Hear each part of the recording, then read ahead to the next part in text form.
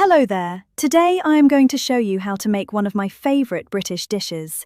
It is easy to make and kids love it. Shepherd's pie is a very traditional British dish and can be made in 25 minutes. It is nourishing and very tasty. Here are the ingredients.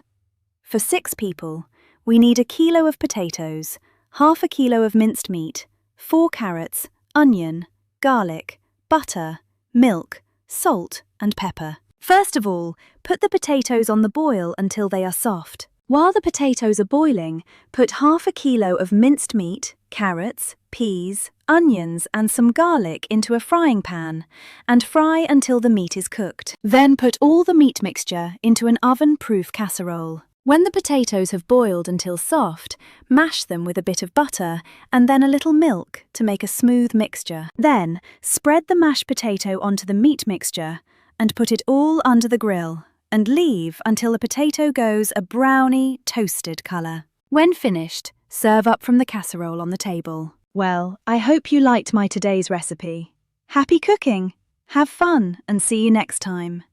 If you have any comments, please let me know, and also please feel free to do the short quiz and suggest any topic that you would like me to do a video about.